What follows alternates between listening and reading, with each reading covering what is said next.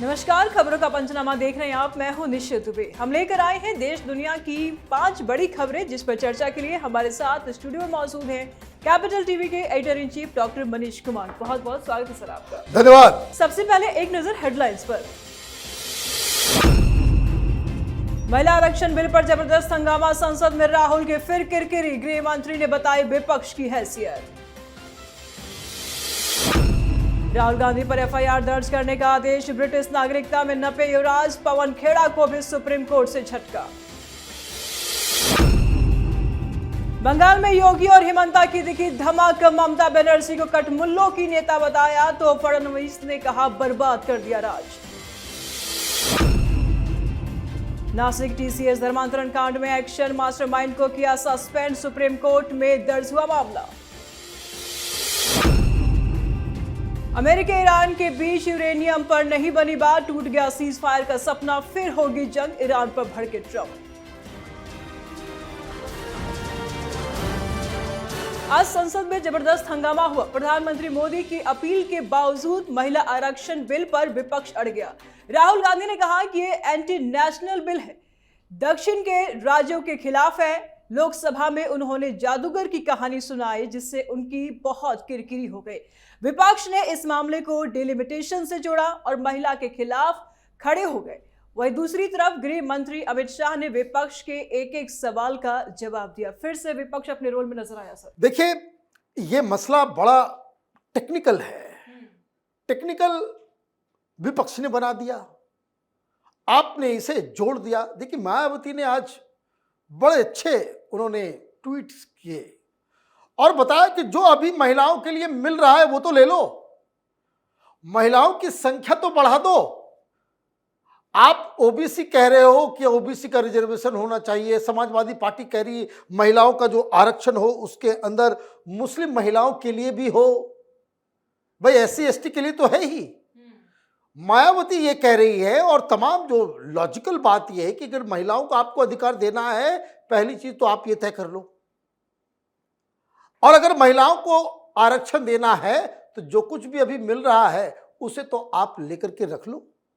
उसके बाद आप उसके लिए पूरे संविधान में बदलाव करना पड़ेगा कि ओबीसी आरक्षण होना चाहिए या नहीं होना चाहिए।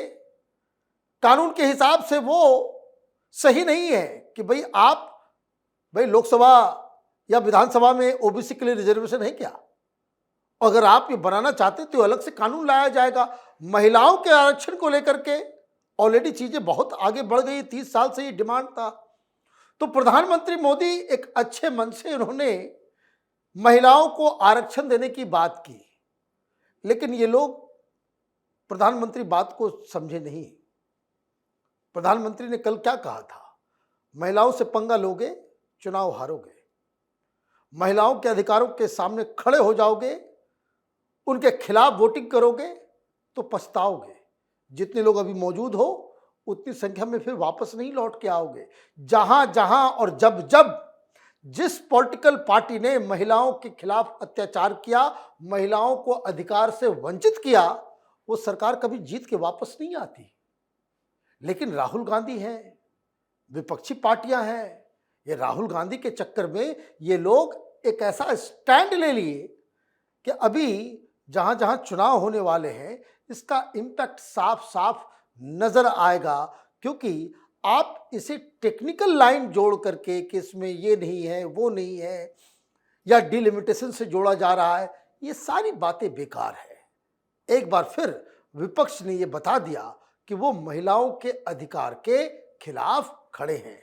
जी, आज की एक और बड़ी खबर इलाहाबाद हाईकोर्ट से आई है। राहुल गांधी एक बड़ी मुसीबत में फंस गए हैं। उन पर एफआईआर दर्ज करने का आदेश दिया गया है।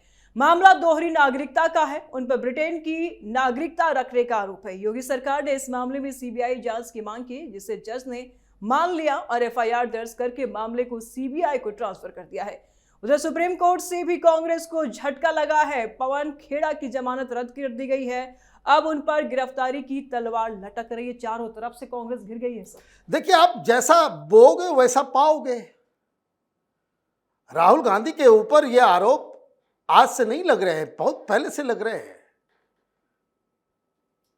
हिंदुस्तान के अंदर ये कानून है कि कोई भी शख्स दूसरी जगह की नागरिकता लेगा तो जो नागरिकता हिंदुस्तान की है वो ऑटोमेटिकली खत्म हो जाएगा।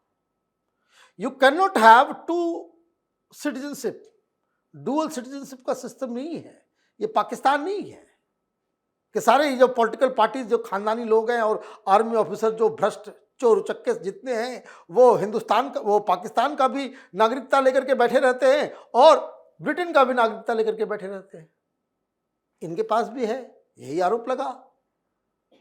और अगर ये पकड़े गए, ये साबित हो गया, तब तो इनकी नागरिकता भी जाएगी, इनकी सांसदी भी जाएगी और कांग्रेस पार्टी अपना मुंह कहीं छिपा नहीं पाएगी, क्योंकि देन एंड देयर ऑटोमेटिकली कि यह साबित हुआ नहीं कि आपने ब्रिटेन की नागरिकता ली थी या वहां अपने किसी रिटर्न में अपने किसी कंपनी, जिस कंपनी का जो आरोप लग रहा है बैकऑप्स लिमिटेड, उसके रिटर्न में आपने ये बताया कि आप ब्रिटेन के नागरिक हैं, यही आरोप है और इसी के ऊपर प्रिलिमिनरी जांच की गई। इसलिए इलाहाबाद हाईकोर्ट में यह मसला गया और इलाहाबाद हाईकोर्ट ने केंद्र को यह सूचना दी कि इस बारे में बताइए कि क्या मसला है, और एक खुफिया रिपोर्ट दी गई, जिसके बाद हाईकोर्ट ने कहा भाई इस पे एफआईआर दर्ज करो। मतलब जो रिपोर्ट केंद्र सरकार की तरफ से दी गई उसमें राहुल के खिलाफ सबूत दिए गए और ये एफआईआर इनके लिए बहुत बड़ी मुसीबत बन गया है। अब आप ये सब काम करोगे, इसको अवॉइड भी किया जा सकता था, लेकिन जिस तरीके से आपके जो तेवर हैं, जिस तरीके से आप बर्ताव करते हैं, भाई परस्पर आप काम करते हैं, राजनीति के क्षेत्र में आपके किसी के साथ कोई रिश्ते ही नहीं है।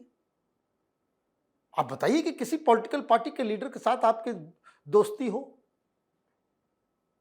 कभी इनफॉर्मल तरीके से भी आप कहीं साथ में नजर आते हो। प्रधानमंत्री से बात नहीं करते, अमित शाह से बात नहीं करते, केजरीवाल से बात नहीं करते, ममता बनर्जी से रूठा रूठी होता है, तेजस्वी यादव आपको फोन करते रहते हैं, आप फोन नहीं उठाते। चुनाव से पहले वो मिलने के लिए 10 दिन तक वो इंतजार करते रहे, दिल्ली में बैठे रहे, आपने वक्त नहीं दिया। आप क्या सातवें आसमान पर रहेंगे? तो आप तो फंसेंगे। तो जैसा गुरु वैसा चेला, पवन खेड़ा भी न पा। उनके खिलाफ भी आज एफआईआर दर्ज करने का, वो जो इंटरिम बेल लेकर के आए थे वो तेलंगाना में, जज साहब नाराज हो गए कि तुमने फर्जीवाड़ा कर दिया। वो जो आपने तेलंगाना हाईकोर्ट से जो आपने इंटरिम बेल लिया, वो बेल गलत दस्तावेज के आधार पे। मतलब आपको क्या लग रहा है कि दुनिया में सब कुछ, आपको ये दिमाग में किसने ये बिठा दिया है कि झूठ बोलना, ब्लफ करना, गलत दस्तावेज दिखाना ये राजनीति का हिस्सा है और ये आदत खराब होती चली जा रही है। इसलिए सुप्रीम कोर्ट से आज इनको मनीष सिंघवी भी नहीं बचा पाए। अब असम पुलिस जो ढूंढ रही है इनको, क्योंकि अब तो सारा कवच हट गया, जो भी लीगल प्रोटेक्शन इनके पास था वो खत्म हो गया।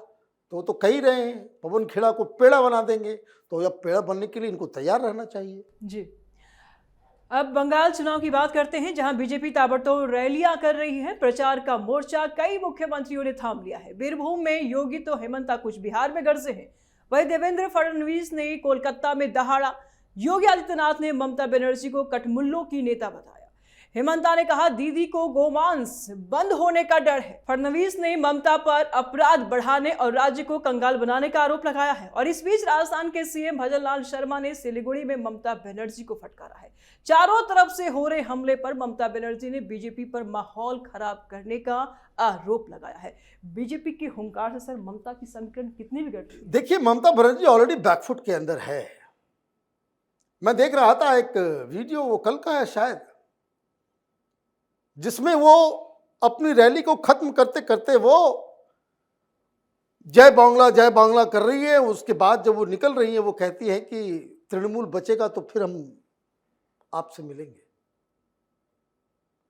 बोलते बोलते उनके मुंह से निकल गया कि अगर तृणमूल बच गया मतलब सरकार बच गई, तब फिर हम आएंगे, अदरवाइज अब मुलाकात नहीं हो पाएगी।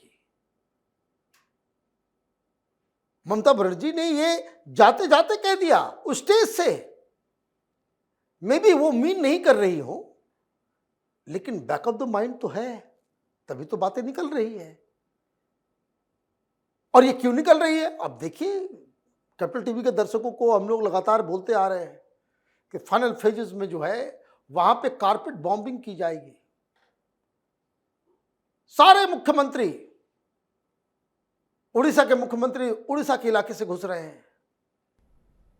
अब तो बिहार का भी मुख्यमंत्री जा रहा है, सम्राट चौधरी उधर से, हेमंत बिस्वा शर्मा वो कूच बिहार, वो अलीपुर द्वार, उधर जो असम से सटा हुआ जो इलाका है, इनका इंपैक्ट होता है। कई सारे लोग कलकत्ता के जो मुंबई में रहते हैं वो देखते हैं कि किस तरह से मुंबई चमका है देवेंद्र फडणवीस अर्बन सेंटर्स में, और योगी आदित्यनाथ तो एवरग्रीन, जहां जहां मामला जो है वो वोट बैंक पॉलिटिक्स का है वहां दमकते हैं, चमकते हैं और हिंदुत्व का परचम लहराते हैं। और चारों तरफ से देखिए अटैक। हेमंत बिस्वा शर्मा कह रहे हैं कि भाई देखिए, ममता बनर्जी को और कोई चिंता नहीं है, बीजेपी की सरकार आ जाएगी तो गौ मांस बंद हो जाएगा, इसलिए वो ये कह रही है कि खाने पीने के ऊपर आपत्ति होगी, मछली बंद कर दिया जाएगा। उन्होंने कहा मछली बंद नहीं होगा, मछली तो सब खाएंगे, बीजेपी की सरकार आई तो गौमांस बंद हो जाएगा। ये ममता बनर्जी की परेशानी है। योगी आदित्यनाथ कह रहे हैं भाई कटबुल्लों की नेता है वो, बस वो मुस्लिम अपीजमेंट। तो जब चारों तरफ से ये हमला हो रहा है और आपके साथ प्रचार करने के लिए कौन है? You, only you are alone. कहां है भाई इंडी गठबंधन? कहां है ये सारे लोग? अगर कोई प्रधानमंत्री मोदी से लड़ने के लिए सारे लोग इकट्ठा हैं, भाई बिहार में आपने बुला लिया था किसको? तो स्टालिन को बुला लिया था। राहुल गांधी ने अपनी यात्रा में स्टालिन को बुला लिया, जो बिहारियों को गाली देता है। भाई भी कहां है भाई? उद्धव ठाकरे को जाना चाहिए, केजरीवाल को बुला के लेकर जाओ, अखिलेश यादव को जाना चाहिए। तो एक डिवाइडेड हाउस, प्रचार पूरी तरह से डिसरे में है, कोई प्लान नजर नहीं आ रहा है। और दूसरी तरफ कड़ाके की चोट दी जा रही है बीजेपी अपने चारों तरफ से। अभी तो पार्लियामेंट में बैठे हुए हैं जो दो सुपर प्रचारक हैं, प्रधानमंत्री मोदी और अमित शाह, वो तो महिला आरक्षण बिल के लिए यहाँ पे जद्दोजहद कर रहे हैं, और उधर बाकी लेफ्टिनेंट जो है वहां पे स्कोर किए जा रहे हैं, चौके छक्के लगा रहे हैं। तो ममता बनर्जी के लिए बहुत सारी समस्याएं, इलेक्शन कमीशन की तरफ से समस्या, सुप्रीम कोर्ट की तरफ से समस्या, बीजेपी की तरफ से जिस तरीके से अब बिल्कुल अपबीट हो गया है उनका प्रचार, Mamata Banerjee is in big trouble. जी, तब बात नासिक टीसीएस धर्मांतरण मामले की। सीएम देवेंद्र फडणवीस ने साफ कह दिया है कि मामला काफी गंभीर है और इस मॉड्यूल का भंडाफोड़ करेंगे। हम केंद्रीय एजेंसियों से भी मदद ले रहे हैं और इसमें शामिल किसी को भी बख्शा नहीं जाएगा। वह इस मामले में सुप्रीम कोर्ट के अधिवक्ता अश्विनी कुमार उपाध्याय ने सुप्रीम कोर्ट से मांग की है कि ऐसे मामले को आतंकवादी कृत्य के रूप में कानूनी रूप से क्लासिफाइड किया जाए। फिलहाल निदा खान सस्पेंड हो गई हैं, पुलिस तलाश कर रही है किस दिशा में जा रहा है सर जांच। देखिए, किसी दिशा में नहीं जाएगा। इस पे हम लोगों ने वीडियोस बनाए हैं। जिस दिन ये घटना घटी उसी दिन मैंने क्या कहा, कुछ नहीं होने वाला, क्योंकि कानून ही नहीं है, कोई कानून नहीं है। लड़कियों के साथ छेड़खानी, बलात्कार, फिजिकल टॉर्चर, जो भी कुछ हो रहा है वो उसके लिए नहीं हो रहा है। ये फिजिकल हैरेसमेंट का केस नहीं है। They were doing it to convert them. बात समझिए, बेसिक गोल क्या है उस क्राइम का जो टीसीएस के अंदर हो रहा था? हिंदू लड़कियों को मुसलमान बनाना, और उसके लिए वो यातनाएं दे रहे थे, उनको ब्लैकमेल कर रहे थे, उनको रिसोर्ट लेकर के जा रहे थे, एक्सप्लॉइट किया जा रहा था। तो ये जो एक्सप्लॉइट किया जा रहा है, महिलाओं के साथ उत्पीड़न का मसला तो है, लेकिन मेन क्राइम के लिए कोई कानून ही नहीं देश में। इसीलिए अश्विनी उपाध्याय गए हैं सुप्रीम कोर्ट में, कहा कि भाई इसको कम से कम टेररिज्म केस में जो है आप उसको क्लासिफाई कीजिए। सुप्रीम कोर्ट नहीं कर सकता। वो आवाज उठा रहे हैं, सुप्रीम कोर्ट नहीं करेगा। Simply it can't be done. तो ये मसला आप समझिए कि कितना खतरनाक है। ये सारे लोग अभी अचानक से निदा खान वो भागी हुई, उनको आज टीसीएस वाले जागे, उसको सस्पेंड किया। और मैं आपको बता दूं, टीसीएस के सिर्फ इसी सेंटर पे ये काम नहीं हो रहा था। कुछ सोशल मीडिया में इस तरह की खबरें आई कि कलकत्ता के टीसीएस के अंदर भी इस तरीके से ग्रूमिंग गैंग जो है, लव जिहाद का धंधा चल रहा है। देवेंद्र फडणवीस आकर के समझा रहे हैं कि टीसीएस वाले बड़े कॉपरेट कर रहे हैं। कब ये कॉपरेशन चल रहा है, कितने सालों से चल रहा है? टाटा है तो छोड़ दिया जाएगा। कोई छोटी कंपनी होती तो बुलडोजर चल गया होता। ये ठीक नहीं है, ये बिल्कुल ठीक नहीं है। टाटा से अकाउंटेबिलिटी लेनी पड़ेगी। और जिस तरीके से टाटा का एक इतिहास रहा है ये देशद्रोहियों को पालने का, फडणवीस साहब आकर के बोल रहे हैं कि नहीं टाटा वाले बड़ा अच्छा एक्शन ले रहे हैं। भाई 5 दिन से चल रहा है ये मामला, आज आप सस्पेंड कर रहे हो उसको, क्योंकि इतना ज्यादा मामला जो है इनके खिलाफ चला गया, सारी चोगली पकड़ी गई तब। तो ये तो मामला कहीं नहीं जा रहा। मैं आई एम सॉरी टू से दिस। न फडणवीस साहब न केंद्र सरकार इसमें कुछ नहीं कर पाएगी, क्योंकि कानून के हाथ हमने बांध दिए। डर लगता है सरकारों को इस तरह के जघन्य अपराध के खिलाफ स्पेशल कानून बनाने के लिए। और ये जब तक इसके लिए स्पेशल कानून नहीं होगा, ये कन्वर्जन चलेगा, ये हिंदू बहू बेटियां, हमारी बच्चियां, ये इस तरह के आतताइयों की शिकार बनती रहेंगी। अब बात ईरान वार की। स्ट्रेट ऑफ हॉर्मुज और लेबनान दोनों बैटल ग्राउंड बन गए हैं। ईरान ने कहा कि किसी भी तरह के अस्थायी युद्ध विराम को स्वीकार नहीं करेगा और ना ही किसी भी तरह के समझौते को मानेगा। अमेरिकी नाकेबंदी के बीच लेबनान से लेकर लाल सागर तक युद्ध को पूरी तरह से समाप्त करने की मांग की है। वहीं एक बार फिर से अमेरिका ईरान के बीच यूरेनियम पर बात नहीं बनी। पाकिस्तान का सीज फायर कराने का सपना टूट गया, जिससे भड़के ट्रंप ने एक बार फिर से धमकी दे दी है। ईरान कह रहा है कि अमेरिका हार चुका है। क्या नियत है सर दोनों देशों की? देखिए, कोई नियत नहीं, सब अपने अपने हिसाब से अपना काम कर रहे हैं। बोल्ड डिसीजन ट्रंप ले नहीं पा रहे हैं कि उनको डर लग रहा है कि बहुत सारे लोगों की मौत हो जाएगी। नवंबर में वहां पे चुनाव है और ईरान की जो सरकार है उनको मालूम है कि अगर हमने हार मान ली, हमने न्यूक्लियर हाथ में दे दिया या स्ट्रेट ऑफ हॉर्मुज को के अपने ऊपर जो है अपना नियंत्रण खो दिया, तो हमारी हार मानी जाएगी। अगर हम हार माने गए और कमजोर पड़ते नजर आए तो जनता वहां पे विद्रोह कर देगी। यह मामला फंसा हुआ है और बीच में पेंडुलम की तरह ढूल रहा है ये पाकिस्तान कि ये बात मान लो, वो बात मान लो। अमेरिका और डोनाल्ड ट्रंप दो चीजों के बगैर यहां पे शांति नहीं होने देंगे। ये पत्थर पे लकीर लिख लीजिए। 1, न्यूक्लियर वेपन सरेंडर करना पड़ेगा। जो इनरिच यूरेनियम है उसको सरेंडर करना पड़ेगा और ये जो यूरेनियम इनरिचमेंट का जो प्रोसेस है उसको इमीडिएटली स्टॉप करना पड़ेगा और वो भी इंटरनेशनल एजेंसी की देखरेख में। 1, और जब तक ये आप नहीं करेंगे आप जीत क्लेम ही नहीं कर सकते। नंबर 2, ये अमेरिका की जिम्मेदारी है कि स्ट्रेट ऑफ हॉर्मुज को फ्री करेंगे। ये बगैर किए हुए अमेरिका, डोनाल्ड ट्रंप जीत का दावा नहीं कर सकते। अभी दोनों ही चीजें ईरान मानने को तैयार नहीं है। तो जब मानने को तैयार नहीं है तो कोई सीजफायर नहीं होगा।